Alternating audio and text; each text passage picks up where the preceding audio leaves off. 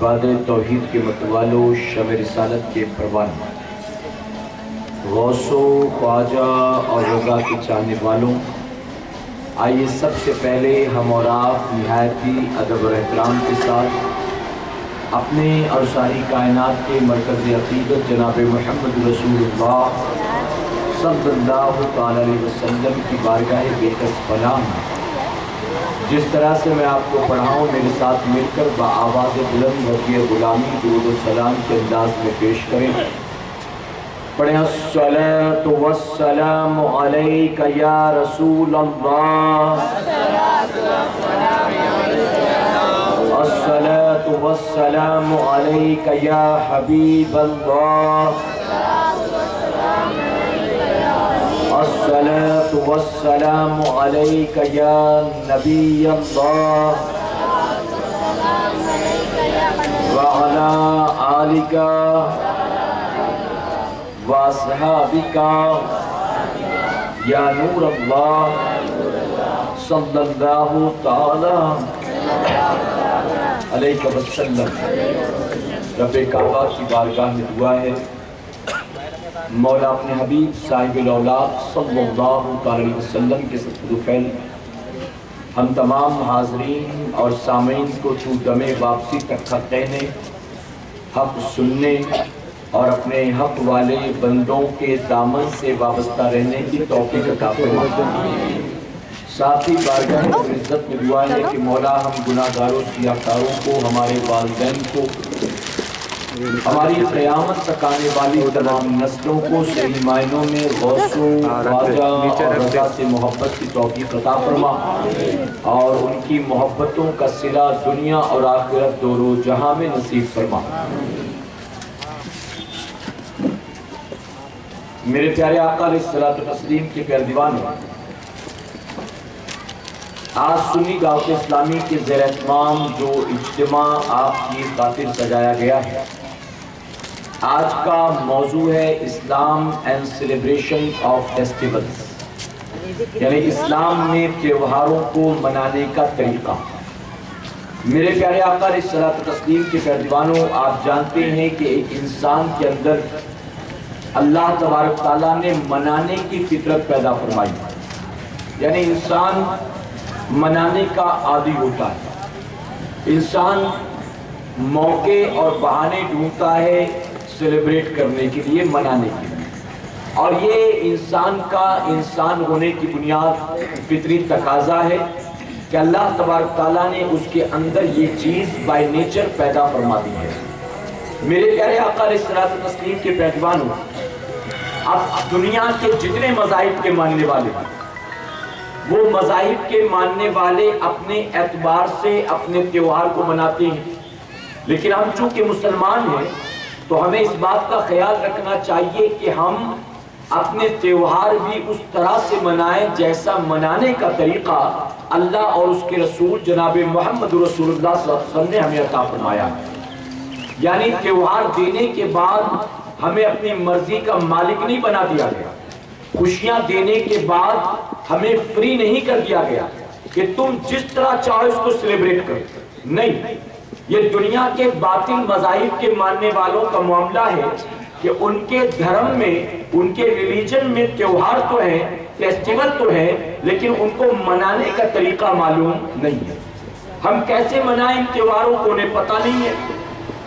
और सिर्फ त्योहार नहीं, बच्चा पैदा हो तो लोग खुशी मनाते हैं, शादी ब्याह हो तो लोग खुशी मनाते हैं, बर्थडे आए तो लोग खुशी मनाते हैं, मैरिज एनिवर्सरी आए तो लोग खुशी मनाते हैं। ये मनाने का मामला जो है, ये चाहे मुसलमान हो चाहे गैर मुस्लिम हो, हर मजहब का मानने वाला इन चीजों को सेलिब्रेट करता है, मनाता है।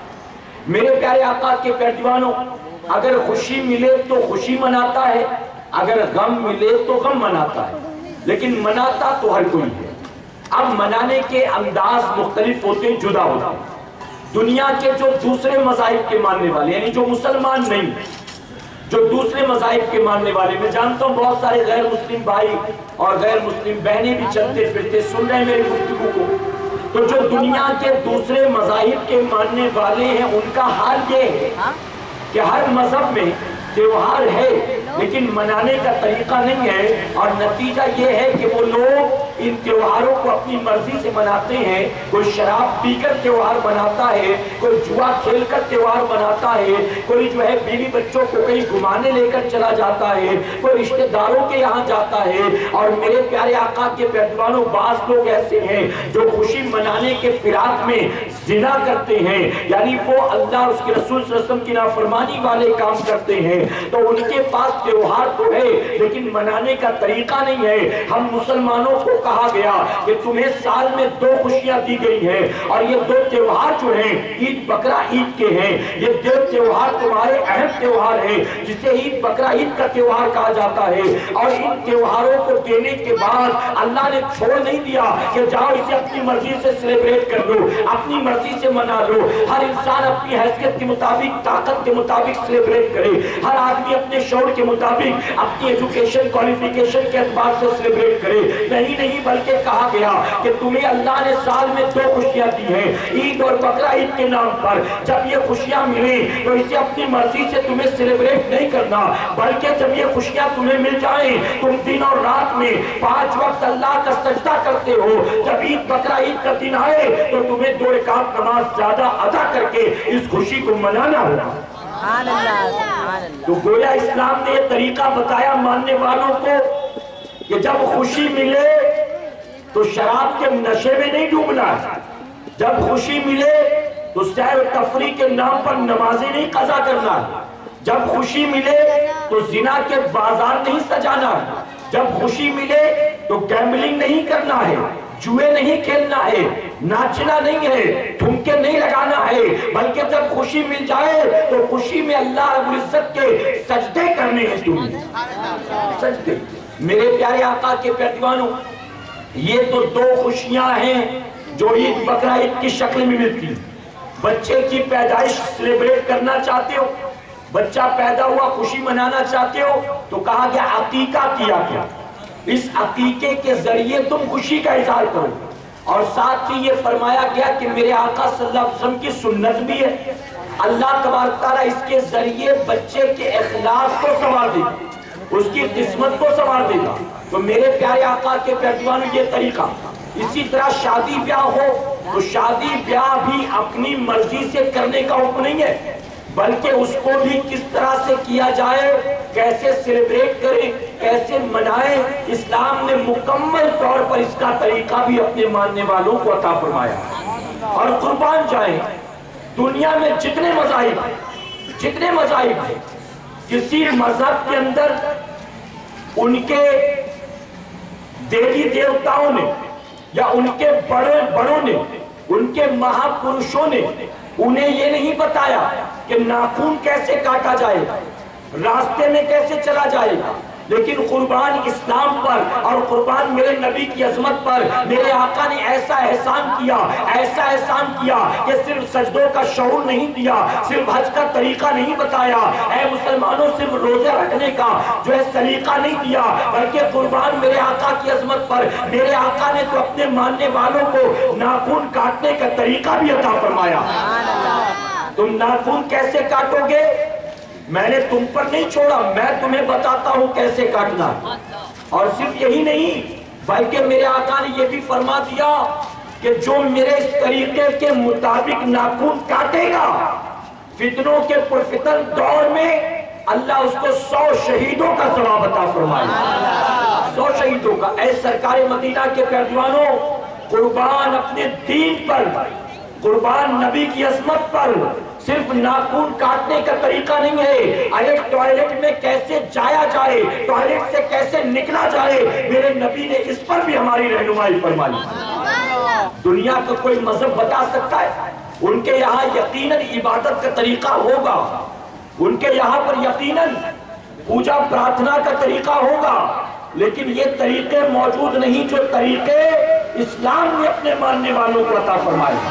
میرے پیارے آقا علیہ الصلوۃ والتسلیم کے پیروانوں، کل کی رات جو ہمارے سامنے سے گزری، 31 دسمبر کی رات، آپ جانتے ہیں نا 31 دسمبر کی رات۔ اچھا، یہاں 31 دسمبر کی رات ہم میرے پیارے آقا علیہ الصلوۃ والتسلیم کے پیروانوں किसी ऐसी कंट्री में नहीं रह रहे हैं जिस कंट्री में ईसाइयों की हुकूमत हो, यानी क्रिश्चियंस हो मेजॉरिटी में और उनके रूल्स चलते हो, उनकी हुकूमत चलती हो। ऐसा नहीं है। मेरे प्यारे आका के पैदवारों बड़ा ताज्जुब होता, दुनिया के जितने मजहब के मानने वाले, हर मजहब के मानने वालों का नया साल अलग अलग महीनों से शुरू होता है, अलग अलग महीनों से। हमारे जो हिंदू भाई हैं उनका नया साल शुरू होता है चैत्र से, चैत्र। और ये चैत्र कब आता है? ये मार्च एंडिंग में, कभी अप्रैल में आता है। उनका नया साल शुरू होता है चैत्र के महीने से। जो कलकत्ता के हिंदू हैं उनका नया साल दूसरे महीने से। जो आसाम और उड़ीसा के हैं उनका नया साल दूसरे महीने से। महाराष्ट्र वाले चैत्र के जरिए नए साल का आगाज करते जिसमें वो गुड़ी पाड़वा मनाते हैं। ये गुड़ी पाड़वा क्या है? उनके नए साल की शुरुआत, नए साल की शुरुआत। इसी तरह पारसियों का नया साल, पारसियों का नया साल शुरू होता है उनके महीने नौरोज के नाम से, नौरोज। हमारा आपका नया साल शुरू होता है माह मुहर्रमुल हराम से, माह मुहर्रमुल हराम से। बड़ी हैरत होती है देखकर, जब हिंदुओं का नया साल शुरू हो तो अकेले मनाए, उनको कोई हैप्पी न्यू ईयर नहीं कहता, हम भी उनको विश नहीं करते, दूसरा भी कोई विश नहीं करता। जब पारसियों का नया साल शुरू हो तो उनको भी कोई विश नहीं करता, सब अपने अकेले अकेले मनाते हैं। जब हमारा नया साल शुरू होता है हमें भी कोई हैप्पी न्यू ईयर नहीं कहता, हम भी अकेले अकेले मना लेते हैं। लेकिन हैरत होती है जब ईसाइयों का नया साल आता है, जब क्रिश्चियंस का नया साल आता है, ऐ मुसलमानों, उस नए साल को सेलिब्रेट करने के लिए पूरी दुनिया में हंगामा बर्पा कर दिया जाता है। हम गवर्नमेंट ऑफिसेज में जाकर देख ले, हमारी गवर्नमेंट ऑफिसेज, इंडियन गवर्नमेंट की ऑफिसेज भी सजा दी जाती है। कहीं पर हैप्पी न्यू ईयर लिखा होगा, कहीं मैरी क्रिसमस लिखा होगा। आप एयरपोर्ट पर जाए वहां भी वही नजारा नजर आएगा। आप शॉपिंग मॉल्स में जाकर देख ले, आप बाजारों में जाकर देख ले, आप रास्तों में जाकर देख ले। अगर मार्केट में किसी क्रिश्चियन की दुकान है, अपनी दुकान को वो सजाता है, एक हिंदू भी अपनी दुकान को सजा लेता है, एक मुसलमान भी न्यू ईयर के ऑफर रखता है, एक मुसलमान भी अपनी दुकान को सजाकर नए साल की आमद की खुशी मनाता है। मैं पूछना चाहता हूं, जब हमारे आपके नए साल की शुरुआत होती है तो उसको हम अकेले मनाते हैं, हमारा साथ कोई नहीं देता। लेकिन जब ईसाइयों के एतबार से नया साल शुरू होता है तो पूरी दुनिया में हंगामा होता है, पूरी दुनिया जश्न के माहौल में डूब जाती है। ऐ सरकारे मदीना के पैदवारों, चलो मैं इससे भी मना नहीं करता।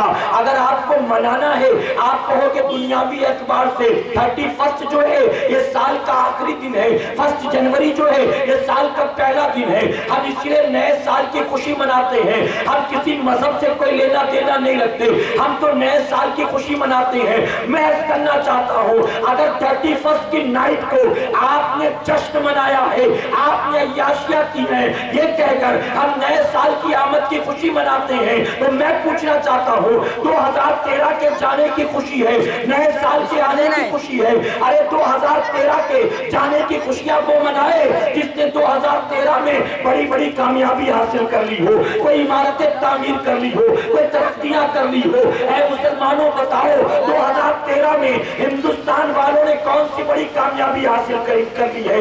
2013 हमारे लिए कोई बहुत अच्छा साल नहीं गुजरा, बल्कि 2013 में अगर आप देखें आपको पता चलेगा ये साल करप्शन का साल था, ये साल जो है दंगे फसाद का साल था। ऐ मुसलमानों, कौन सी बुराइयां थी जो इस साल में नहीं पाई जाती है? 2013 हिंदुस्तान की कामयाबी का साल नहीं था, 2013 हिंदुस्तान की तरक्की का साल नहीं था। हमें 2013 ने जाते जाते क्या दिया? 2013 आया तो आते आते क्या दिया? ऐ मुस्तफा प्यारे की दीवानों, अरे सेलिब्रेट वो करे जिसने तरक्कियां की हो, जिसने कामयाबी हासिल की हो। मुझे शर्म आती है कहते हुए, अरे 21 दिसंबर की रात को पूरी दुनिया में हंगामा होता है, पूरी दुनिया शराब के नशे में डूब जाती है, पूरी दुनिया जुआ खेलती है, पूरी दुनिया जिना करती है, न जाने क्या कुछ किया जाता है। आपको जानकर ताज्जुब होगा, सिर्फ 31 दिसंबर की रात को, सिर्फ 31 दिसंबर की रात को 2012 की 31st नाइट को केरला वालों ने न्यू ईयर सेलिब्रेट करने के लिए एक रात में 200 करोड़ रुपए की शराब पी थी। 200 करोड़ रुपए की शराब صرف کیرلا والے پی رہے ہیں ایک رات میں، 31st نائٹ ہے، 31st نائٹ ہے، اور ہمارے یہاں گورنمنٹ بھی لیگل کر دیتی ہے 31st ہے، صبح 5 بجے تک ڈسکو جاری رکھو، ریسٹورنٹس بیئر بار چالو رکھو، ہمیں کیا فرق پڑتا ہے شراب پی کر جیو یا مرو، ہمیں تو شراب کے ذریعے ریونیو کمانا ہے۔ ہم تو یہ دیکھ رہے کتنا کروڑ روپیہ شراب کے بیچنے پر ہمارے ہاتھ لگے گا، جہاں کے 2012 31 دسمبر کی رات نیو ایئر سیلیبریٹ کرنے کے لیے ہندوستان کی راجدھانی ہمارے کیپٹل دلی میں 400 کروڑ روپے کی شراب پی گئی، 400 کروڑ روپے کی شراب دلی والوں نے پیا نیو ایئر کی رات۔ اب اس کے علاوہ انڈیا کے دوسرے میٹرو سٹیز کا جائزہ لو، آپ بنگلور، چنئی، کلکتہ، آپ ان تمام شہروں کا جائزہ لو۔ اے مسلمانوں، اب آپ اندازہ لگاؤ، جب کیرلا والا 200 کروڑ کی شراب پی سکتا ہے، جب دلی والے 400 کروڑ کی شراب پی سکتے ہیں، تو بمبئی میں نہ شراب کی کمی ہے اور نہ شرابیوں کی کمی ہے، نہ شراب کے اڈوں کی کمی ہے۔ جب دلی والا 400 کروڑ کی پی سکتا ہے تو بمبئی والوں نے کتنے کی پیا ہوگا، اس کا اندازہ ہم اور آپ خود لگا سکتے ہیں۔ صرف 31 کی ایک رات کروڑوں روپے کے پٹاخے پھوڑے جاتے ہیں، فائر کریکرز کروڑوں روپے کے۔ کئی نوجوان ایسے ہیں جو پہلی بار شراب کو اپنے حلق کے نیچے اتارتے ہیں 31 کی نائٹ، گورائی بیچ پر، گوا کے بیچ پر، گیٹ وے آف انڈیا پر، کسی ڈسکو میں، کسی پب میں، کسی بار میں۔ میرے پیارے آقا کے پیروانوں، اس رات ایکسیڈنٹ کے کیسز بڑھتے ہیں، اس رات ریپ کے کیسز بڑھتے ہیں، اس رات ڈرگز کے کیسز بڑھتے ہیں، اس رات کون سا گناہ ہے جو بتاؤ نہیں کیا جاتا۔ اگر بمبئی والے، اگر ہندوستان والے ایک رات میں کروڑوں روپے کی شراب پی رہے ہیں تو امریکہ والوں نے کتنے کی پی ہوگی ذرا سوچو، لندن والوں نے کتنے کی پی ہوگی ذرا سوچو۔ میرے پیارے آقا کے پیروانوں، میں عرض کرنا چاہتا ہوں، اگر 31 کی نائٹ کوئی باطل مذہب والا شراب پیتا ہے تو پینے دو، جوا کھیلتا ہے کھیلنے دو، زنا کرتا ہے کرنے دو، ہم سے اس کا کوئی لینا دینا نہیں۔ لیکن ہم نے دیکھا کہ اس رات اگر شراب پی کر ہزاروں لوگ گوا کے بیچ پر تھرک رہے ہوں گے، ان کے درمیان جا کر تلاش کرو، ان ہزاروں میں کلمہ پڑھنے والے کچھ مسلمان بھی مل جائیں۔ گورائی بیچ ہو، کارٹر روڈ ہو، بینڈ سٹینڈ ہو، آپ جا کر دیکھو ان شراب پینے والوں میں مسلمان بھی ہے، کلمہ پڑھنے والا بھی ہے۔ میرے پیارے آقا کے پیروانوں، جو غیر مسلم بھائی سن رہے، میں ان سے کہنا چاہوں گا، اسلام نے شراب کو حرام قرار دے دیا، اسلام نے شراب حرام ہے، ریلیجن وائز شراب تو غلط چیز ہے ہی، اگر دنیا کے اعتبار سے دیکھا جائے تو بھی شراب کوئی اچھی چیز نہیں۔ یہ شراب کیا فائدہ مند چیز ہے؟ شراب ڈاکٹر سے پوچھو، جسم کو اندر سے پوری طرح سے کھوکھلا کر دیتی ہے، شراب لیورز کو برباد کر دیا کرتی ہے، شراب انسان کو ایڑیا رگڑ رگڑ کر مرنے پر مجبور کر دیتی ہے، شراب ایسا نشہ ہے کہ جب یہ شراب پی لیتا ہے کہ انسان تو اس کی عقل اس کے کنٹرول میں نہیں رہتی، اسے سمجھ میں نہیں آتا کہ میرے سامنے جو عورت کھڑی ہے یہ میری ماں ہے، بیوی ہے، بیٹی ہے، بہن ہے، اس کی عقل پر ایسا پردہ پڑ جاتا ہے، پھر اسے سمجھ میں نہیں آتا کہ میرے سامنے ماں کھڑی ہے یا میری بیوی کھڑی ہے، اور جو بھی ہے اس کے ساتھ بدتمیزی سے بات کرتا ہے۔ میرے پیارے آقا کے پیروانوں، بعض لوگ یہ کہتے ہیں شراب پینے سے طاقت بڑھتی ہے، شراب پی لینے سے ہمارے جسم کے اندر طاقت بڑھ جاتی ہے، ہم اس لیے شراب پیتے ہیں۔ ہاں ایک انسان جب شراب پیتا ہے تو کچھ لمحوں کے لیے اس کو لگتا ہے میرا پاور بڑھ گیا، میری طاقت بڑھ گئی، شراب کے نشے میں ڈوبتا ہے، زمین پر نہیں زمین کے 2 فٹ اوپر آ جاتا ہے.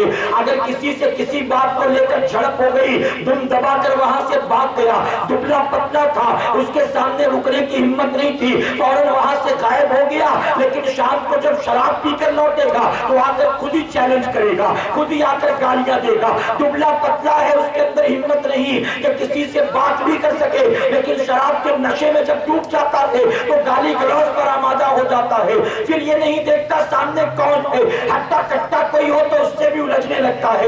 اگرچہ بعد میں خود ہی مار کھائے لیکن پھر بھی الجھنے لگتا ہے.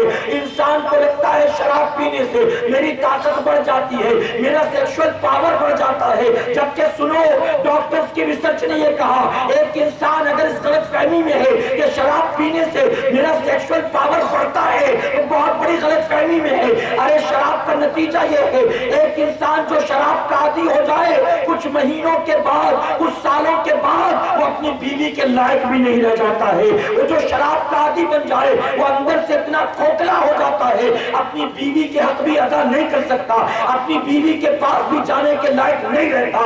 میرے پیارے آقا کے پیروانوں، اسلام نے تو منع کیا، اخلاقی اعتبار سے بھی شراب اچھی چیز نہیں ہے. ایک انسان کہتا میں کیسے چھوڑوں، میں جانتا ہوں بری چیز ہے لیکن کیا کروں، 10 سال سے پی رہا ہوں، کیسے چھوڑوں، 5 سال سے پی رہا ہوں. میرے پیارے آقا کے پیروانوں، کوئی سگریٹ پینے والے سے کہو سگریٹ چھوڑ دو، کیا فائدہ ہے اس سے؟ کیا ملتا ہے تمہیں سگریٹ کے کش لے کر؟ کیا فائدہ؟ دھواں باہر نظر آتا ہے، آگ اندر لگتی ہے، اندر لگتی ہے. تمہیں کیا فائدہ ہے اس سے؟ میرے پیارے آقا کے پیروانوں، وہ کہتا کیا کروں، عادت پڑ چکی ہے، جب تک سگریٹ نہیں پیتا ہوں مجھ سے کوئی کام ہی نہیں ہوتا. سگریٹ پینے والے سے بنا سگریٹ پیے کوئی کام نہیں ہوتا، گٹکا کھانے والے سے بنا گٹکا کھائے کوئی کام نہیں ہوتا، کھینی کھانے والے سے بنا کھینی کھائے کوئی کام نہیں ہوتا، تمباکو کھانے والے سے بنا تمباکو کھائے کوئی کام نہیں ہوتا. یہ جو نشہ کے عادی بن جاتے ہیں ان کا حال جانتے ہو کیا ہے؟ یہ جو کھینی کھاتے ہیں، یہ جو گٹکا کھاتے ہیں، یہ جو سگریٹ پیتے ہیں، ایک دن اتنا محتاج و مجبور بن جاتا ہے کہ کل جب ماں کی کوکھ سے پیدا ہوا تھا، بنا کسی کوشش کے، بنا کسی محنت کے خود بخود پیشاب پیخانہ کر لیتا تھا، کسی کی ضرورت محسوس نہیں ہوتی تھی. لیکن بڑا ہونے کے بعد جب سگریٹ گٹکے کا عادی بن گیا وہ اتنا محتاج ہو جاتا ہے، اتنا محتاج ہو جاتا ہے کہ ٹوائلٹ میں جاتا ہے تو سگریٹ پیتا ہے. جب تک میں سگریٹ نہیں پیوں گا میرا پیٹ ہی صاف نہیں ہوتا ہے، جب تک میں کھینی نہ کھا لوں میرا پیٹ ہی صاف نہیں ہوتا ہے. ارے پیدا ہوا تھا ماں کی کوکھ سے تو خود بخود سب کچھ کرتا تھا، آخر آج اگر تو پیشاب پیخانے کے لیے بھی محتاج ہو گیا ہے، مجبور ہو گیا ہے، تو یہ کس نے کیا ہے؟ یہ تیرے اپنے ہاتھ کا کیا نتیجہ ہے، یہ سب تو نے اپنے ہاتھ سے کیا. اور میں یہ بھی کہنا چاہوں گا، شراب کے علاوہ جو دوسری نشاور چیزیں استعمال کرتے ہیں، ترقی یافتہ دور میں نام اس کے چاہے جو بھی ہو، کوئی بام کھا لیتا ہے، بام کمپنی نے بنایا تھا لگانے کے لیے، کھانے کے لیے نہیں، بریڈ میں لگا کے پوری کی پوری بوٹل کھا جاتے ہیں. ہم نے پوچھا یہ کیا کہتے ہیں؟ اس سے نشہ ہوتا ہے، نشہ. میرے پیارے آقا کے پیروان، اور یہ صرف کہیں سنی بات نہیں، ہم نے اپنی آنکھ سے دیکھا. ایک شخص نے جیب سے بوٹل نکالا بام کی. میں نے کہا یہ راستے میں بام کیوں نکال رہا ہے؟ شاید کہیں درد ہو رہا ہوگا، بیچارہ اتنا درد مند ہے کہ بام لیے لیے چلتا ہے. ہم کبھی ضرورت ہو تو گھر جا کر لگاتے، جیب میں لے کے تو نہیں گھومتے نا، جیب میں لے کے تو نہیں گھومتے. اس نے جیب سے نکالا بوٹل. ہم نے سوچا شاید بہت سر درد ہوگا، لے کے نکلا ہوگا، لیکن اس نے سر میں نہیں لگایا، ہاتھ پیر میں نہیں لگایا، بلکہ اس نے بوٹل کو کھولا، اندر انگلی ڈالی، پورا چٹ کر گیا، پورا چٹ کر گیا. ہم نے دیکھا تو ہمیں ایسا محسوس ہو جیسے خود ہمیں الٹی ہو جائے. یہ کیا کر رہا ہے؟ نشہ ہے. آج لوگ وائٹنر کو رومال پر ڈال کر سونگتے، کمپنی نے اس لیے نہیں بنایا تھا لیکن نشہ کرنے والے نے اپنے لیے انتظام کر لیا.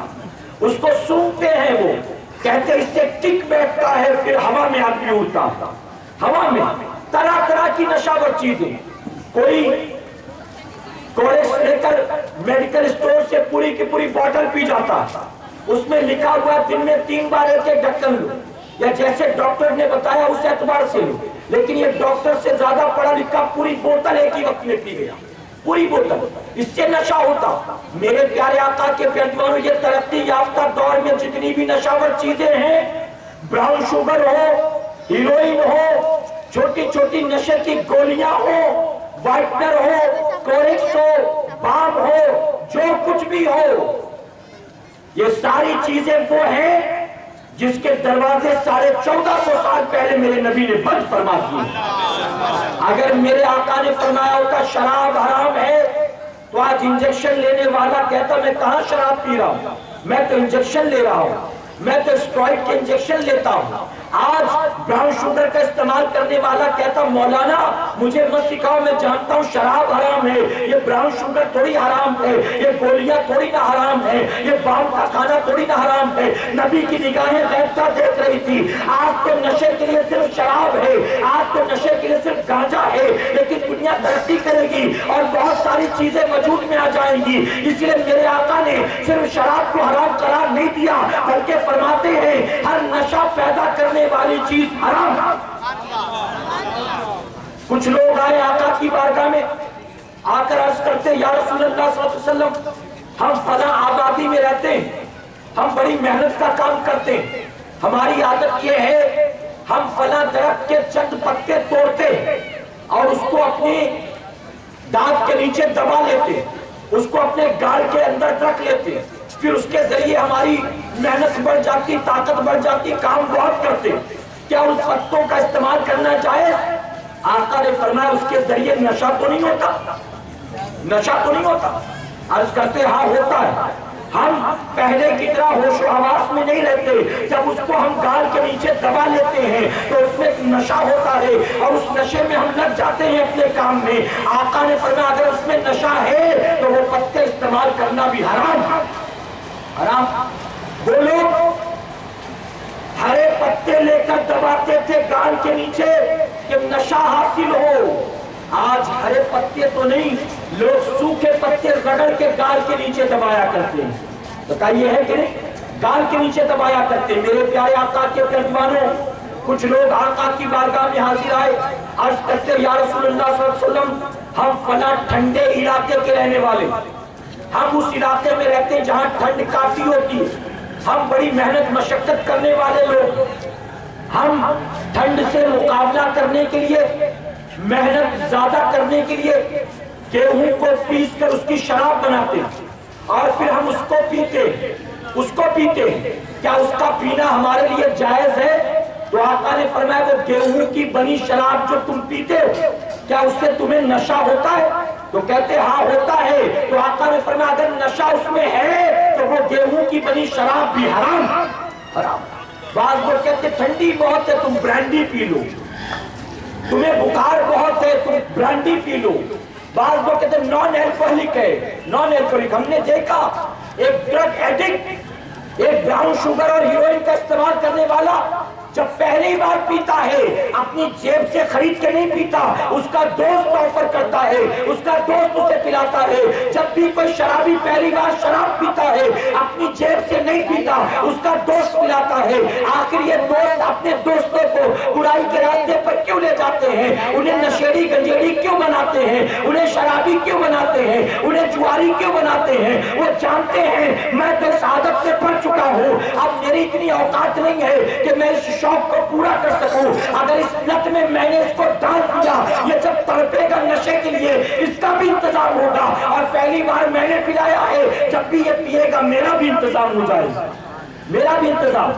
ऐ सरकार मदीना अलैहिस्सलातो तस्लीम के प्यारे दीवानों सुनो, आज के तरक्की याफ्ता दौर का इंसान समझता है हमारा दोस्त वो है जो हमको शराब पिलाए, हमारा दोस्त वो है जो हमें किसी डिस्को और पब में लेकर जाए, हमारा दोस्त वो है जो 31st नाइट का पास हमारे लिए लेकर आए, हमारा दोस्त वो है जो हमको अपने साथ बाइक पर बिठाकर डांडिया खेलने के लिए ले जाया करे, हमारा दोस्त वो है जो हमको अपने साथ फिल्में दिखाया करे। दुनिया समझती है कि वो दोस्त है जो दोस्त की आखिरत को बर्बाद करने पर लगा है।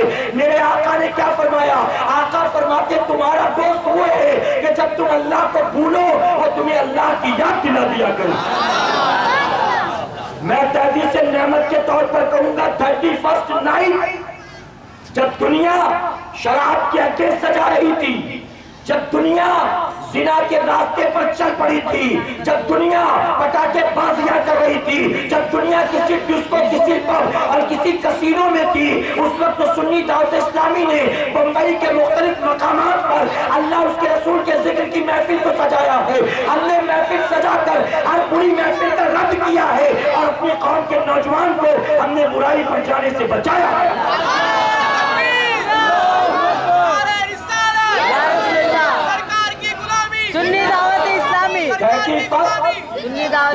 فرسٹ نائٹ میں دلی والے 400 کروڑ کی شراب پی رہے ہیں، 400 کروڑ کی شراب ایک رات میں۔ اللہ اکبر۔ ہندوستان کا جائزہ لو، میں ریسرچ کر کے آیا ہوں، پوری طرح سے آپ ریسرچ کرو۔ 2013 میں کیا ملا ہمیں؟ آپ کو کون سی کامیابی، کون سی ترقی سوائے کرپشن کے، مہنگائی کے، بھوکمری کے، غریبی کے، فاقہ کشی کے؟ اے مسلمانوں، ہم بامبے میں رہتے ہیں، اسی مہاراشٹر کی سرزمین پر کئی کسان ایسے ہیں جنہوں نے 2013 میں اپنی جان دے دی ہے، انہوں نے سوسائڈ کر لیا ہے۔ کیوں سوسائڈ کیا؟ بینک کا لون چکانے کی اوقات نہیں تھی، بیوی بچوں کا پیٹ پالنے کی طاقت نہیں تھی۔ ہم کہاں جائیں، بھیک مانگے، کس کے دروازے کھٹکھٹائیں؟ جب کوئی راستہ سمجھ میں نہیں آیا، اپنی جان دے دی۔ ہم تو جان دے کر چھٹکارا پا لیتے ہیں، بیوی بچوں کا کیا ہوگا وہ دیکھا جائے گا۔ ایک جوان لڑکی اپنے ماں باپ کی غریبی کو دیکھ نہیں پاتی، وہ جانتی ہے میں شادی کے لائق ہو گئی ہوں، لیکن اگلے 10 سال بھی بیٹھی رہی تو بھی میرے ماں باپ میری شادی کرانے کی طاقت نہیں رکھتے۔ وہ کنویں میں کود کر جان دے دیتی ہے، وہ ٹرین کے آگے آ کر جان دے دیتی ہے۔ دلی والے 400 کروڑ کی شراب پی رہے ہیں، ان ظالموں کو معلوم نہیں ہے اسی دلی کی سرزمین پر اے مسلمانوں 2012 میں ریپ کے اتنے کیسز ہوئے ہیں، بلاکار کے اتنے کیسز ہوئے ہیں، یہ خود میڈیا نے کہا۔ دلی نے پچھلے 10 سال کا ریکارڈ توڑ دیا ہے۔ دلی نے صرف 2012 میں 700 ریپ کیسز ہوئے ہیں، 700 بلاکار کے کیسز ہوئے ہیں۔ اے مسلمانوں، یہ 700 کیسز وہ ہیں جو پولیس کے رجسٹر میں ہیں، یہ 700 کیسز وہ ہیں جن تک میڈیا پہنچی ہے، یہ 700 ریپ کیسز وہ ہیں جن تک این جی او پہنچ گئے ہیں۔ ارے کئی ریپ کے کیسز ایسے ہوتے ہیں کہ نہ پولیس جہاں پہنچتی ہے نہ میڈیا جہاں پہنچتا۔ میں غلط کہہ رہا ہوں؟ بلاکار ہو جائے، لڑکی جان دے دیتی ہے، میرا جو ہونا تھا وہ تو ہو ہی گیا، اب اگر میں نے دنیا کو بتایا تو میرے ماں باپ کیسے جیئیں گے؟ جان دے دیتی ہے۔ لوگ یہ نہیں کہتے ریپ ہوا تھا اس نے جان دی، ارے خودکشی کر لی، کوئی افیئر رہا ہوگا، کوئی چکر رہا ہوگا، اس طرح سے لوگ بھول جاتے ہیں۔ ایسے کتنے کیسز ہیں اے مسلمانوں جو کسی رجسٹر میں بھی نقل نہیں ہے، جو کسی رجسٹر میں بھی درج نہیں ہے۔ اگر میڈیا کہہ رہا ہے 700 کیسز ہیں تو اس سے مراد سمجھ جائیں کہ اس سے کئی گنا زیادہ کیسز ہوئے ہوں گے۔ اور میں ایک اور بات بتا دوں، نوجوان طبقہ بیٹھا ہے پڑھا لکھا، سن لے، ہرگز اسلام نے کس طرح کے کسی رشتے کی اجازت نہیں دی، کسی رشتے کی اجازت نہیں۔ ریپ کا مطلب کیا ہے؟ بلاکار کا مطلب کیا ہے؟ کسی لڑکی کو راہ چلتے اٹھا لے جاؤ، اس کے ساتھ زبردستی کرو تو کیا یہی ریپ ہے؟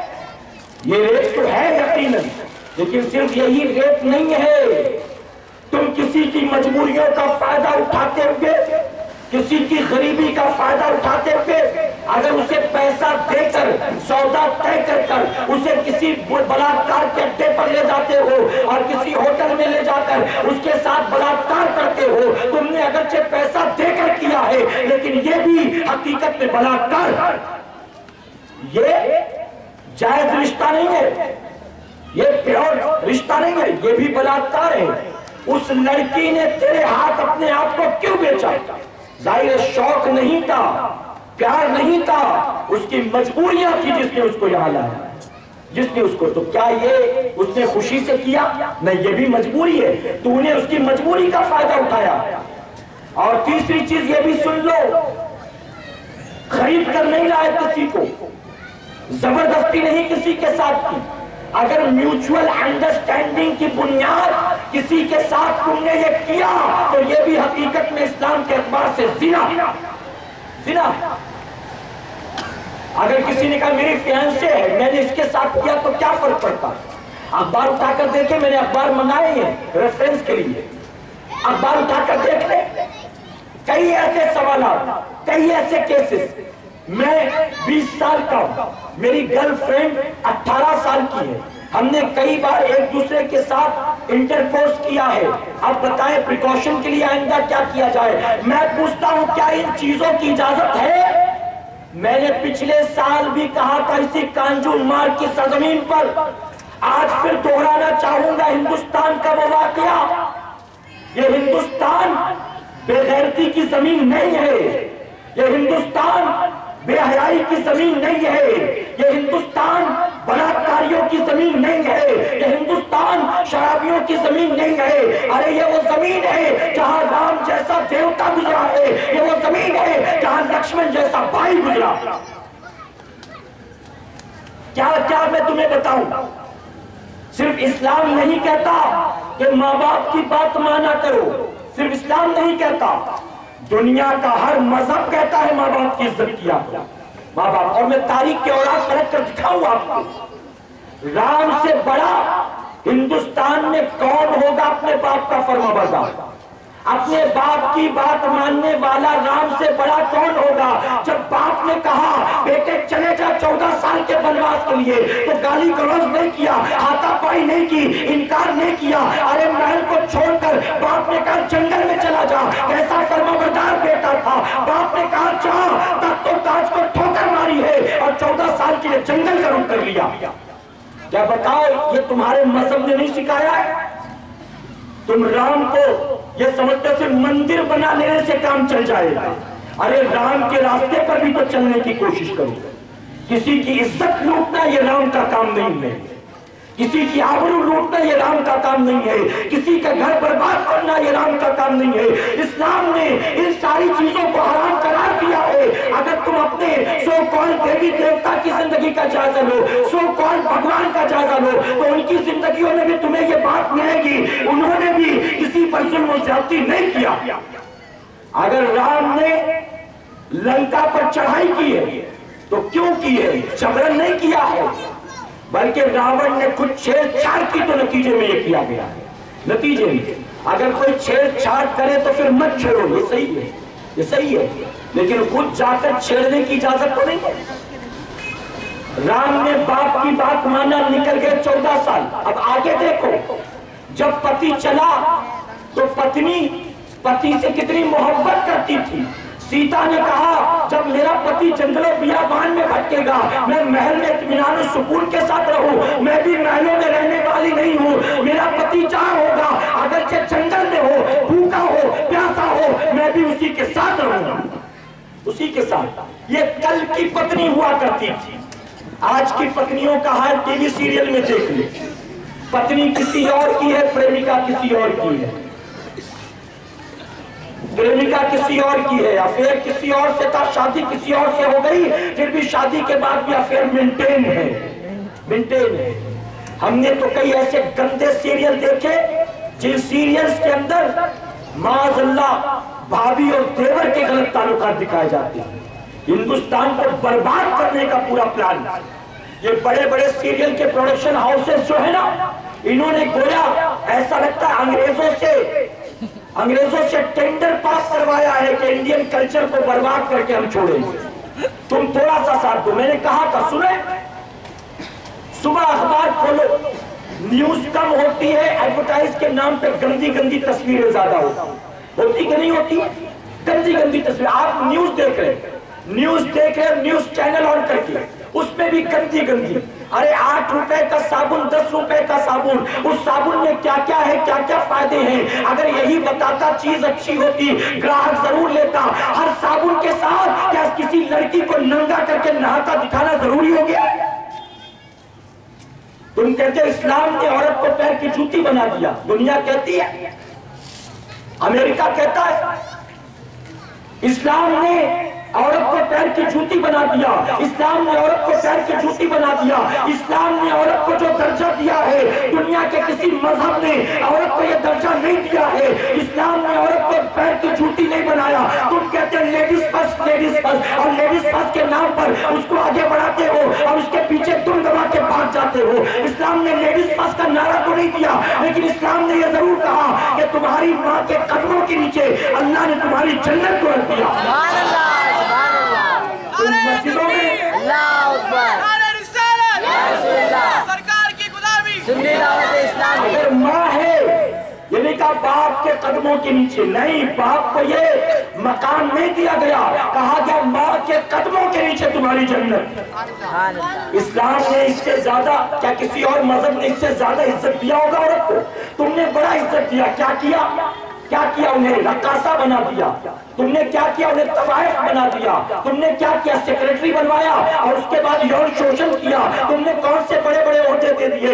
इतनी ही मोहब्बत है, मैं कहता हूँ औरतों को बहुत आगे बढ़ाते हो। हर साल या हर 5 साल में हिंदुस्तान का प्राइम मिनिस्टर किसी औरत को बनाओ, और मुसलमानों को कोई प्रॉब्लम नहीं, बनाओ। तुमने प्रेसिडेंट बनाया, हमें खुशी हुई, हमने कभी इसके बारे में इसके खिलाफ नहीं बोला। तुम बहुत आगे बढ़ाने की बात करते हो, करो। तुमने सेक्रेटरी बनवाया है, तुमने असिस्टेंट बनाया है, तुमने नौकरानी बनाया है, तुमने इसके अलावा कौन सी इज्जत दी है? इस्लाम ने जो इज्जत दिया वो इज्जत तुमने नहीं दिया।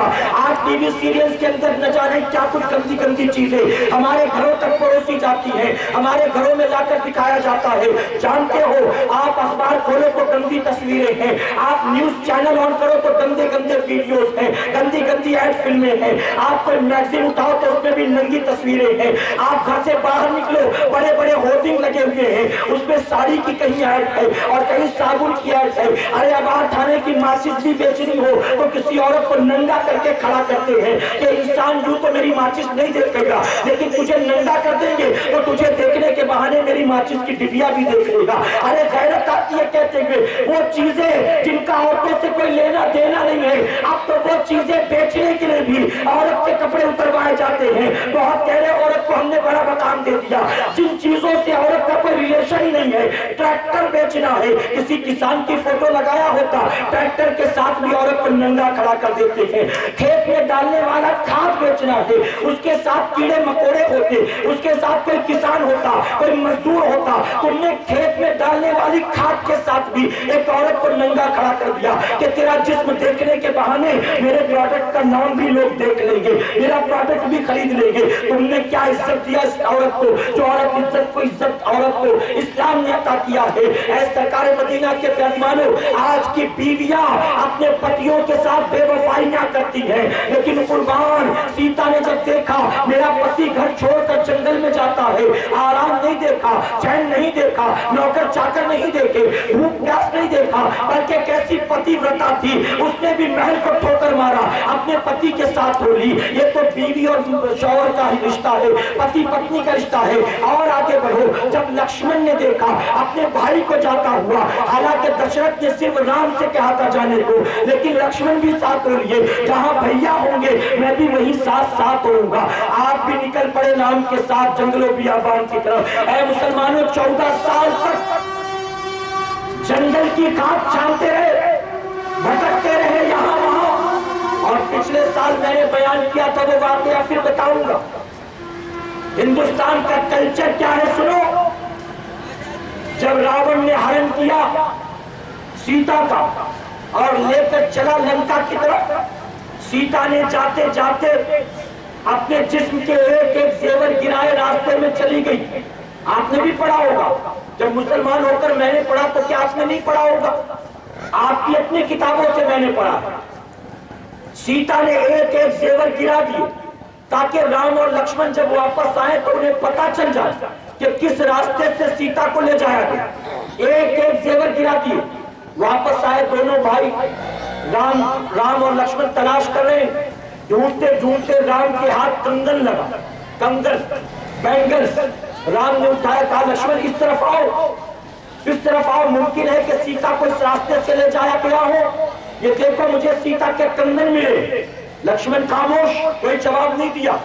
और आगे बढ़े, राम को बालियां मिली, اٹھا کر کہا لکشمن دیکھو یہ سیتا کی بالیاں ہے.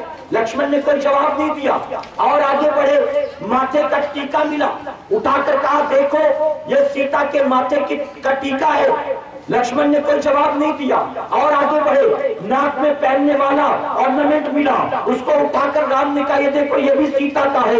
لکشمن نے کوئی جواب نہ دیا اور آگے جانے کے بعد پاجیب ملا, پیر کی پٹی ملی, اس کو اٹھا کر کہا دیکھو یہ بھی سیتا کا ہے. جب اس کو دیکھا تو لکشمن نے کہا ہاں یہ بھابھی کا ہے, ہاں بھیا یہ بھابھی کا ہے. اتنا سننا تھا. رام نے حیرت کے ساتھ پوچھا اے لکشمن مجھے تعجب ہوتا ہے, جب میں نے بالیاں دکھائی تو خاموش تھا, کنگن دکھایا تو خاموش تھا, میں نے ماتھے کی ٹکیاں دکھائی تو خاموش تھا, جب میں نے پاجیب دکھائے تو نے کہا ہاں یہ بھابھی کا ہے. آخر پاجیب ہی کو تو پہچانتا ہے, کیا باقی زیور نہیں پہچانتا؟ تو جانتے اس وقت لکشمن نے کیا جواب دیا تھا؟ اس وقت لکشمن نے کہا تھا میرے بھائی ارے میں نے کبھی سیتا میاں کے چہرے کو نہ دیکھا ہی نہیں ہے, ہاتھ پیر کو دیکھا ہی, ہاتھ کو دیکھا ہی نہیں ہے. میری نظر جب بھی اٹھتی تھی میں صرف آپ کے پیروں کو دیکھا کرتا تھا, اس لیے میں نے پاجیب کو پہچان لیا, باقی میں کچھ بھی پہچانتا نہیں ہوں. یہ ہندوستان کی تاریخ ہے, ہندوستان کی سنسکرت ہے, یہ انڈین کلچر ہے کہ کل وہ مسلمان نہیں تھے, اگرچہ ہندو تھے, لیکن ان کا بھی حال یہ تھا کہ اپنی بھابھی کو اپنے ماں کی طرح سمجھا کرتے تھے, اپنے بھابھی کے چہرے کو کبھی نہیں دیکھتے تھے, اپنے بھابھی کے جسم کو کبھی نہیں دیکھتے تھے, دیکھتے تھے تو بھابھی کے پیروں کو دیکھا کرتے تھے. ان کی نظریں بھابھی کے پیروں پر ٹکی ہوتی تھی. لیکن آج حال کیا ہے؟ آج سیریل کے اندر معاذ اللہ دیور بھابھی کا افیئر دکھایا جاتا ہے. آج اخباروں میں ایسی خبریں آتی ہیں. اے سرکار مدینہ کے پیغمبروں, آج تو ہمارا کلچر اتنا برباد ہو گیا, اگر کوئی دیور بھابھی کا بلاکار کر لے یہ تعجب کی بات نہیں ہے. اسی ہندوستان میں کئی باپ ایسے ہیں آج جیل کی کالی کوٹری میں ہیں اور گناہ کیا ہے, انہوں نے اپنی بیٹیوں کا بلاکار کیا ہے, اپنی بیٹی کا بلاکار کیا.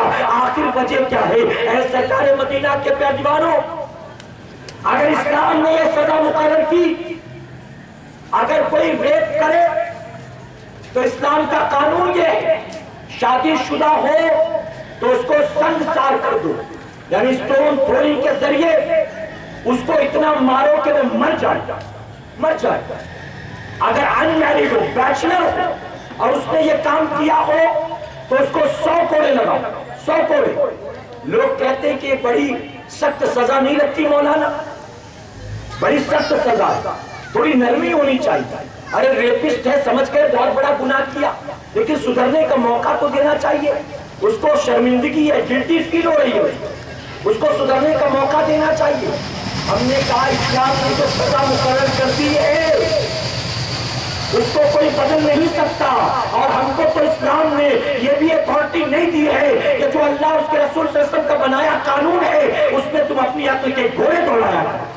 ہم کو تو یہ پرمیشن بھی نہیں, اور جنہوں نے عقل کے گھوڑے دوڑائے ہم نے کہا یہ اسلام سے باہر ہو گئے, چاہے وہ سلمان رشدی ہو چاہے وہ تسلیمہ نسرین ہو. مسلمان کا نیم پلیٹ لے کر اسلام میں اپنی عقل کے گھوڑے دوڑانے لگے. ہم نے کہا یہ اسلام سے باہر ہو گئے.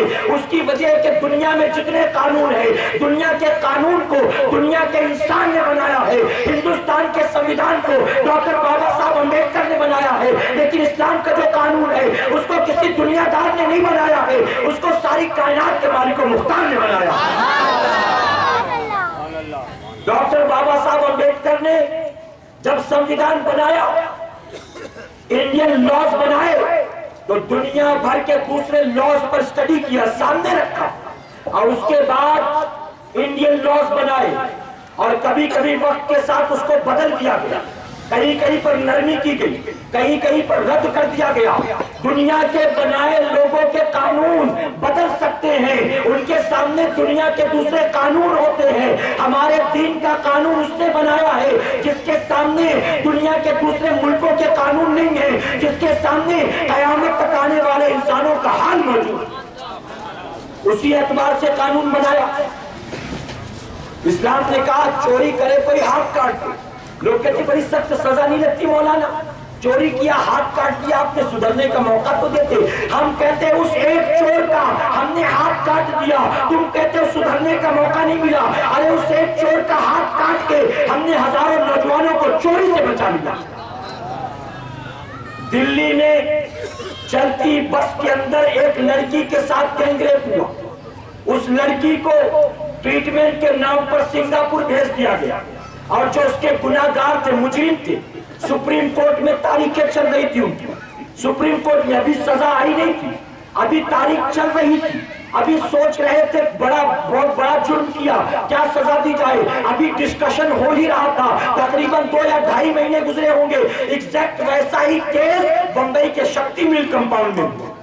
ایک فارینر پریس رپورٹر کے ساتھ 5 لوگوں نے بلااتکار کیا, 5 لوگوں نے.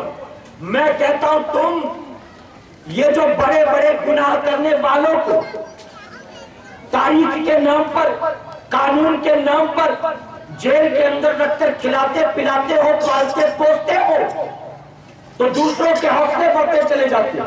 آدمی کہتا ہے کیا ہوگا, ایک مرڈر کروں تو بھی عمر قید ہے, 10 کروں تو بھی عمر قید ہے, تو کیوں ایک کروں گا تو پورے خاندان کا صفایا کر دوں گا. ہوتا ہے کہ نہیں ہوتا؟ یہی ہوتا ہے. اگر کوئی ایک ریپ کرے تو کیا سزا ہے اس کو, اگر کوئی 10 ریپ کرے تو کیا سزا ہے اس کی؟ سزا تو وہی ہے, سزا تو وہی ہے. میرے پیارے آقا کے پیغمبروں, میں نے کہا تم نے اس بچی کو علاج کے نام پر سنگاپور بھیجا, اس کے مجرموں کو تم نے جو ہے دلی کے سپریم کورٹ میں نہ بھیجا ہوتا, کاش سعودی عرب بھیج دیا ہوتا, 2-2.5-3 مہینہ نہیں لگتا, 1 ہفتے میں ان کا فیصلہ ہو جاتا. اور اگر ان ظالموں کی گردن سعودی عرب میں کاٹ دی جاتی تو شکتی میل کمپاؤنڈ میں وہ فارینر پریس رپورٹر زنا سے بچ جاتی, بلااتکار سے بچ جاتی. ہم نے کہا اسلامی لا اسی لیے اتنا سخت ہے, ایک آدمی کی گردن کاٹ دو, 10 بلااتکاری اپنے آپ کو خود روک لیں گے. اگر ہم نے کیا ہمارا بھی یہی انجام ہوگا, ہم نے کیا ہمارا بھی یہی انجام ہوگا. تو گویا ایک آدمی کو مارنے کے بعد ہزاروں آدمیوں کو گناہ سے روک لیا جاتا. میرے پیارے آقا کے پیغمبروں, مجرموں کے لیے جتنا نرم رخ اپناؤ گے اتنا ان کے حوصلے بڑھتے چلے جائیں گے. بتائیے ہے کہ نہیں؟ تو میں عرض کر رہا تھا, جبرن کیا تو بھی یہ ریپ ہے, خرید کر کسی کو لایا تو بھی ریپ ہے. میوچل انڈرسٹینڈنگ کی بنیاد کلاس میٹ ہے میری, گرل فرینڈ ہے میری, کلیگ ہے میری, پڑوسن ہے میری, اگر اس کے بعد بھی اس کے ساتھ کیا تو بھی یہ ریپ ہے. اگرچہ دونوں راضی تو بھی یہ ریپ ہی ہے. میرے پیارے آقا کے پیغمبروں, آخری بات عرض کروں گا, اجازت ہے آپ؟ اجازت ہے. اگر ہم میں آپ میں کوئی ایک بھی ایسا جو ڈرگ ایڈکٹ ہو, کوئی ایک بھی ایسا ہو جو شراب پیتا ہو, کوئی ایک بھی ایسا ہو جو براؤن شوگر کا استعمال کرتا ہو, کوئی ایک بھی ایسا ہو جو کویکس لیتا ہو یا وائٹنر سونگتا ہو, اسے چاہیے کہ آج کی اس محفل میں وہ سچے دل سے توبہ کر لے. ہرگز وہ یہ نہ کہے ہم کیسے چھوڑے 5 سال سے پی رہے ہیں, ہم کیسے چھوڑے 10 سال سے پی رہے ہیں. ارے قربان صحابہ کی عظمت پر, جانتے وہ عرب والے قوم تھے. عرب کی تاریخ میں آتا ہے کہ اس وقت جب ماں اپنے بچے کو دودھ پلا لیتی تھی تو دودھ پلانے کے بعد اس کے منہ میں 2-3 قطرے شراب کے ڈال دیتی تھی. یہ شراب پلا دوں اس کو, یہ نشے میں سو جائے گا, یہ نشے میں دودھ ہو کر پڑا رہے گا, میں اپنے گھر کے کام نپٹا لوں گی, اپنا کاروبار کر لوں گی. تو ان کی گھٹی میں شراب ملا ہوا تھا, ان کو ماں کی گود ہی سے شراب پلایا جاتا تھا. لیکن جب میرے آقا پر اللہ نے وحی نازل کی اور شراب کو حرام قرار دے دیا, آقا کے منادی نے مدینے کی گلیوں میں اعلان کر دیا, اے مدینے والو, آج سے شراب حرام ہے, آج سے شراب حرام ہے.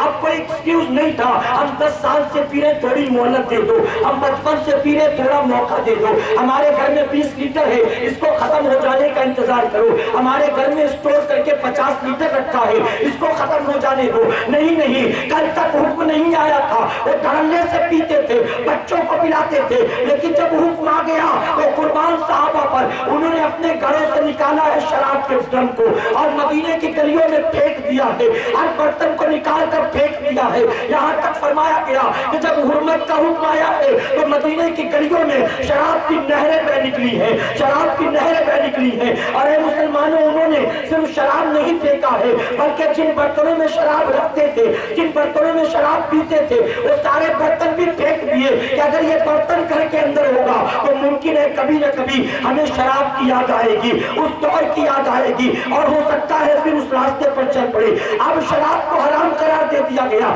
نہ ہمیں شراب چاہیے, نہ شراب میں استعمال برتن چاہیے. تم بھی اگر ٹھان لو, تم بھی اگر چاہ لو, ویل پاور مضبوط کرو, نہیں ہمیں نہیں پینا, نہ شراب پینا ہے, نہ گٹکا کھانا ہے, نہ سگریٹ پینا ہے, تو اے مسلمانوں طے کر لو. اگر یقیناً تمہارے اندر اللہ رب العزت حوصلہ پیدا فرمائے. میں اپنے غیر مسلم بھائیوں سے بھی کہوں گا, نیو ایئر ریزولوشن بناتے ہو نا, نیو ایئر ریزولوشن بناتے ہو, اور ساتھ مل کر 1 جنوری کو ہم اور آپ نیو ایئر ریزولوشن بنائیں. ہم کوئی وہ کام نہیں کریں گے جس کام میں کوئی فائدہ نہیں, کوئی فائدہ نہیں.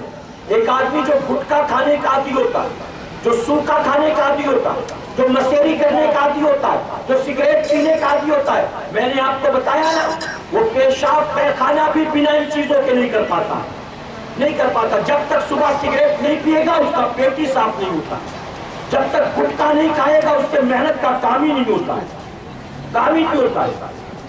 کہیں آگ لگ گئی ہے, لوگ بھاگ رہے آگ بجھانے, اور وہ دوڑا ہے پان کی دکان ڈھونڈنے کے لیے کہ میں جب تک ایک پوری کھانی لوں گا میں آگ بجھا ہی نہیں پاؤں گا. وہ دوڑا پان والے کی دکان ڈھونڈ. اے سرکار مدینہ کے پیغمبر, نکالو یہ ساری چیزیں جو ہیں ہمارے لیے فائدے مند نہیں, نقصان دہ ہیں ساری چیزیں. ایک بات اور کہوں گا, آج ریسیشن کو لے کر پریشان, مہنگائی کو لے کر پریشان, بہت سارے این جی اوز نے کہا اگر تم چاہتے ہو انڈین منی کی ویلیو بڑھے اور ہمارا پیسہ ڈالرز کے مقابلے میں اس کی ویلیو بڑھ جائے, تو ہمیں چاہیے, ہم انڈینز کو چاہیے کہ ہم انڈین پروڈکٹس کو اپنانے کی کوشش کریں. انڈین پروڈکٹس, آپ زیادہ سے زیادہ اپنے ملک میں بنے پروڈکٹس کا استعمال کرو, اپنے ملک کا پیسہ اپنے ملک میں رکھو. اے مسلمانوں, پیپسی نہیں پیو گے تو موت نہیں آئے گی. دیکھ لو ایکسپیریمنٹ کر کے, دیکھ لو ریسرچ کر کے. ضروری نہیں کہ روزانہ لفظ سے نہاؤ تبھی جسم سے خوشبو آئے. انڈین کمپنی ہماری گودریج بڑے اچھے اچھے پروڈکٹ بنایا کرتی ہے, بڑے اچھے اچھے. میں پبلسٹی نہیں کر رہا, میرا صرف کہنا یہ ہے کہ جو صدیوں پہلے گاندھی جی نے کہا تھا اسی کی طرف آؤ پلٹ چلیں. گاندھی جی نے کہا سودیشی اپناؤ, سودیشی اپناؤ. ہم بھی کہتے ہیں اگر تم چاہتے ہو منی کرائسس دور ہو, ہمارے مارکیٹ میں پیسے کی ویلیو ڈالر کے مقابلے میں آ جائے, تو ہمیں بھی آج گاندھی جی کی اس بات پر عمل کرتے ہوئے سودیشی اپنائیں گے انشاءاللہ. ہر کوئی کوشش کرے, مسلمان کے ساتھ غیر مسلم بھی کوشش کرے. میں کوئی پروڈکٹ بیچنے نہیں آیا, میں ہندوستانی ہوں, میں بارہا کہتا ہوں مجھے فخر ہے کہ میں مسلمان ہوں, مجھے فخر ہے, اور مجھے اس بات پر بھی ناز ہے کہ میں امریکہ لندن میں پیدا نہیں ہوا بلکہ میں ہندوستان میں پیدا ہوا, ہندوستان میں. اے مسلمانوں, دبئی کہلاتے اسلامک کنٹری, اسلامک کنٹری. آج میں نے اخبار میں دیکھا, اخبار میں رپورٹ آئی کہ اس سال 31 کی نائٹ دبئی والوں نے اتنے فائر کریکرز چلائے ہیں کہ کوشش میں ہے کہ گنیز بک میں ان کا نام آ جائے. یہ اسلامک کنٹری ہے, یہ اسلامک کنٹری. فائر کریکرز ایک رات میں اتنا جلایا ہم نے کہ گنیز بک میں ہمارا نام آئے گا. ارے دبئی والے بنتے اسلامک کنٹری, اور وہ 31 آنے سے پہلے پبلسٹی شروع کر دیتے, آپ آؤ 31 دبئی میں مناؤ, ہم نے آپ کی خاطر زنا کے بازار سجائے, ہم نے آپ کی خاطر باہر سے فارنر لڑکیاں منگایا ہے, ہم نے آپ کی خاطر فلاں فلم سٹار کا شو رکھا ہے, ہم نے فلاں ڈسکو کے اندر فلاں شو آرگنائز کیا ہے, آپ ہمارے یہاں آئیں, ہم 25,000 میں کپل کو 24 آورز کے لیے وہ جو ہے ریسٹورنٹ پرووائڈ کریں گے, ہم روم پرووائڈ کریں گے, ہم ایک کپل کو 25,000 میں انلمیٹڈ اور فوڈ پرووائڈ کرنے, انلمیٹڈ ڈرنک اور فوڈ پرووائڈ کرنے والے ہیں. آؤ آؤ ہمارے پاس آؤ, ہمارے پاس آؤ. اے مسلمانوں, آج دنیا अगर हमें बुला रही है हमारे पास आ जाओ, हमारे पास आ जाओ। आप जानते हो हमारा मुल्क बहुत तेजी से तरक्की कर रहा है, और अगर हम और आप इस बात को समझ गए कि गैर हमें लूटने पर लगा है, बाहर वाले लूटने पर लगे हैं, अंग्रेज का लाया था हिंदुस्तान में घुसकर लूट रहा था, आज इंडिया में घुसने की उसकी हिम्मत नहीं है, तो बाहर ही से लूटने के लिए अपनी कंपनीज को यहाँ भेजता है। बड़ी बड़ी फॉरेन कंपनीज यहाँ आती हैं और यहाँ आने के बाद अपने प्रोडक्ट्स बेचती हैं और हमारा पैसा उसके जरिए अपने मुल्क में ट्रांसफर करती है। ऐ सरकार मदीना के पेशवानों, आज दुनिया लूटना चाहती है, आज दुनिया हमारा खून पसीना चूसना चाहती है। ऐसे में हमें समझना होगा और दुनिया के बातिल मज़ाहिब के मानने वाले और दुनिया के वो मुल्क जो हमारे अपने दुश्मन हैं, उन दुश्मनों से बचना होगा और उसी के साथ अपने वतन से मोहब्बत करना होगा। मैं इसलिए बार बार कहता हूँ, मुझे नाज है कि मैं मुसलमान हूँ और मुझे फख्र है कि मैं हिंदुस्तानी मुसलमान हूँ। ऐ सरकार मदीना के पेशवानों, अगर कोई मुसलमान हिंदुस्तान में रहकर किसी और मुल्क से प्यार करता है, किसी और मुल्क से, तो मैं कहूंगा वो गलत रास्ते पर, वो गलत रास्ते पर है। उसे चाहिए जिस मुल्क में रहता है उस मुल्क से मोहब्बत करे, उस मुल्क से करे, और हिंदुस्तान से मोहब्बत क्यों ना करे। ये वो मुल्क है जो मुल्क मेरे नबी को भी प्यारा था, ये मुल्क मेरे नबी को भी प्यारा था। मेरे आका कभी आए नहीं, मेरे आका कभी आए नहीं, फिर कोई कहे कैसे प्यारा था नबी को, तो हदीस मुबारका में है हुजूर अकरम सल्लल्लाहु अलैहि वसल्लम आप जब नमाज से फारिग होते तो दाहिनी तरफ घूम जाते थे दुआ के लिए, दाहिनी तरफ। एक मर्तबा सहाबा इकराम ने पूछा, मेरे आका के गुलामों ने पूछा, ए आका जब बात सजदों की होती है, नमाज की होती है, तो हमारा रुख काबे की तरफ होता है, लेकिन जब दुआ का वक्त आता है आप दाहिनी तरफ घूम जाते हैं। आखिर दाहिनी तरफ घूमने की वजह क्या है? तो जानते मेरे नबी ने क्या फरमाया था? आका फरमाते इस तरफ हिंद है और हिंद से मुझे वफा की खुशबू आया करती है।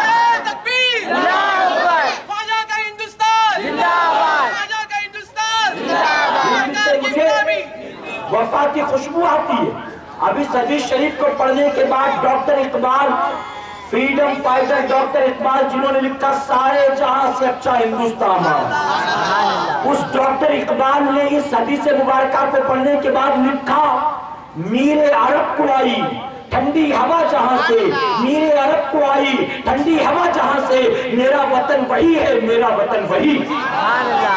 मेरे आका देख रहे थे आज हिंदुस्तान में कोई मस्जिद नहीं है, कोई मजार नहीं है, कोई मेहराब और मिंबर नहीं है, कोई कलमा पढ़ने वाला नहीं है, लेकिन नबी की निगाहें ज़ाहिदा देख रही थी। एक वक्त ऐसा आएगा आज हिंदुस्तान में एक भी मेरा कलमा पढ़ने वाला नहीं है, लेकिन मेरा एक नवासा जाएगा और उसके जरिए इसी हिंदुस्तान पर कयामत तक के लिए करोड़ों मुसलमान आबाद होने वाले।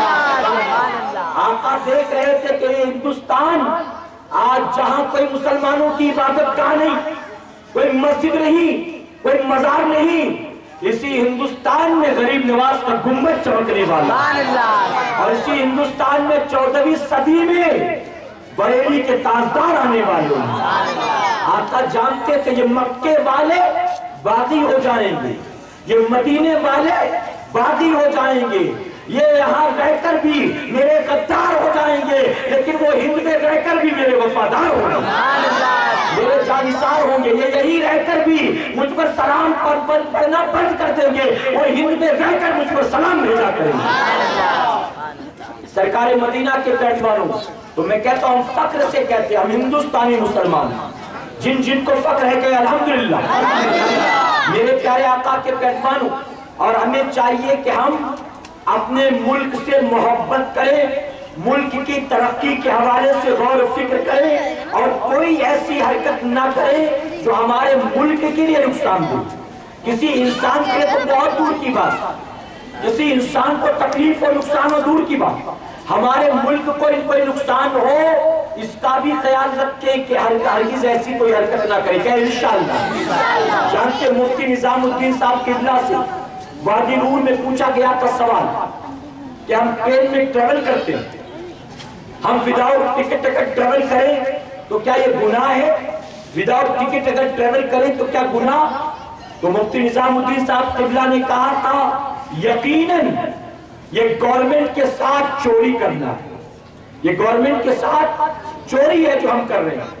एक आदमी के साथ करो या गवर्नमेंट के साथ करो, चोरी तो हर हाल में चोरी है ना, चोरी है। फिर उन्होंने कहा, सवाल पूछा गया कि हम इतना टैक्स देते हैं, इतनी महंगाइयां हैं, इसीलिए जो है हम पास नहीं निकालते, टिकटें नहीं निकालते। तो जवाब मेरे प्यारे आका के पैजवानों मैं दूंगा, मैं कहूंगा कि जो ट्रेन की टिकट निकालने की औकात नहीं रखता, क्या वो इनकम टैक्स भरता होगा? जब वो 2 रुपए 4 रुपए में चोरी करता है तो क्या वो टैक्स भरता होगा गवर्नमेंट? तो जाहिर है कि टैक्स वो भरने वाला नहीं, वो तो किसी और के टैक्स पर इतराता है और अपना पैसा बचाने के चक्कर में लगा हुआ। तो हरगिज़ इसका परमिशन नहीं है, इसकी इजाजत नहीं। मेरे प्यारे आका अलैहिस्सलातु तस्लीम के पैजवानों, और भी बहुत सारी बातें हैं, बैंक का परमिशन सिर्फ 10 तक का है, इसलिए मैं अपनी गुफ्तगू को खत्म करता हूँ और मैं गुजारिश करता हूँ आपने जो कुछ सुना है आप उस पर जरूर अमल की कोशिश करेंगे, इंशाअल्लाह करेंगे इंशाअल्लाह, और मोहब्बत से कहें। मैं अपने भाइयों से फिर कहूंगा, हमारा कोई नौजवान मुसलमान है तो अल्हम्दुलिल्लाह, अगर कोई गैर मुस्लिम भी है ब्राउन शुगर लेता है ये नुकसानदेह चीज, नुकसानदेह चीज। कोई सिगरेट पीता है तो ये भी नुकसानदेह। जानते किसी शख्स ने कहा था सिगरेट के बड़े फायदे, सिगरेट के बड़े फायदे। मैंने कहा सिगरेट का फायदा क्या है? सिगरेट का नुकसानदेह, डॉक्टर कहता नुकसानदेह, सिगरेट की कंपनी वाले खुद उस पर प्रिंट करते गवर्नमेंट के रूल के मुताबिक, तुम कहते फायदा, कहते हाँ सिगरेट से बड़ा फायदा है। मैंने कहा क्या? कहते सिगरेट वाला हार्ट अटैक से नहीं मरेगा, हार्ट अटैक से नहीं मरेगा। मैंने कहा अच्छा ये फायदा है? कहा हाँ वो हार्ट अटैक से नहीं मरता, वो कैंसर से मरता है। तो सिगरेट पीने से ये तो गारंटी है कि हार्ट अटैक नहीं होगा। फिर कहा सिगरेट से एक और फायदा। मैंने कहा वो क्या? कहता उसके अंदर कभी चोरी नहीं होती। मैंने कहा वो कैसे? क्योंकि रात भर वो खांसता रहता है ना, जो समझता घर वाले जाग रहे हैं, घर वाले जाग रहे, ये फायदे हैं। शायद सिगरेट पीने वाला यही सोच के पीता है, यही सोच कर कि मैं पीऊं चोरी नहीं होगी घर में। मेरे प्यारे आका के पैजवानों, मेरे पास वक्त नहीं था कि मैं आपके सामने ये सारी रिसर्च पढ़ कर सुनाता। जानते हैं हिंदुस्तान में, हमारे हिंदुस्तान में 12 करोड़ लोग हैं जो तंबाकू का इस्तेमाल करते हैं। कितने लोग? 12 करोड़। हिंदुस्तान में कई फैमिलीज ऐसी है जिनके पास एक वक्त खाने को पैसा नहीं, और 12 करोड़ इंडियंस। अगर इंडिया से प्यार है, किसी भी मजहब का हो, अगर वाकई अपने वतन से प्यार है, तुझे अपने दीन धर्म से प्यार है, ये 12 करोड़ लोग अगर तंबाकू इस्तेमाल करना छोड़ दे, रोजाना एक आदमी की वजह से 1 रुपया बचेगा, तो आप सोचे रोजाना हमारे मुल्क को 12 करोड़ का फायदा होगा। एक गुटखे का पैकेट कितने का आता? मैं नहीं जानता, 1 रुपए का तो नहीं आता, उससे ज्यादा ही आता होगा। अब अगर आदमी गुटखा खाने वाला दिन में कितने पैकेट खा जाता है, अगर वो छोड़ दे, एक आदमी गुटखा छोड़े 5 रुपया बचेगा। अगर 12 करोड़ लोग गुटखा छोड़ेंगे तो आप सोचे रोजाना हमारे वतन का 60 करोड़ रुपया बच जाएगा। इसकी तरफ मेहनत करो, इसकी तरफ तवज्जो दो, वो किसी भी शक्ल में हो। कहा गया सिगरेट जो है 20 to 25% इसकी वजह से लोगों को कैंसर होता है, कैंसर। और मेरे प्यारे आका के पैजवानों, कहा गया 1000 नौजवान अगर सिगरेट पीते हैं तो उस 1000 में गारंटेड, ये सारी रिसर्च है, 1000 में गारंटेड 500 ऐसे हैं जो सिगरेट की वजह से मरते हैं, सिगरेट की वजह से। और उन 500 में कहा गया 250 लोग हुए जो मिडिल लाइफ में मर जाते हैं, यानी दरमियानी उम्र में, वो जवानी में मर जाते हैं 250 लोग। और 250 लोग वो हैं जो आखिरी वक्त में मरते हैं, ओल्ड एजेस में मरते हैं। मेरे प्यारे आका के पैजवानों, तो ये सारी चीजें मेरे सामने मौजूद हैं, और भी बहुत सारी चीजें हैं, वक्त नहीं था वरना एक एक चीज मैं आपके सामने बयान करता। जानते हैं हिंदुस्तान में 2008 में शराब की वजह से कितने लोग मरे थे? 2008 में 4308 लोग शराब की वजह से मरे 2008 में। और 2012 में ये परसेंटेज बढ़ता गया, और कितने लोग मरे? 2012 में 5478 आदमी है जो शराब की वजह से मरे। अब ये भी कहूंगा ये वो रिकॉर्ड है जो गवर्नमेंट के खाते में, कई ऐसे हैं जिनका रिकॉर्ड ही नहीं है। جب گورنمنٹ نے کہا 5478 5478 تو آپ اندازہ لگائیں کہ اس کے مقابلے کتنے مرے ہوئے. اسی طرح سے کتنے لوگ ریپ کی وجہ سے خودکشی کر لیتے ہیں, کتنے لوگ ایسے ہیں جن کے مرڈرز ہوتے ہیں. یہ ساری ریسرچ کر کے میں آیا ہوں.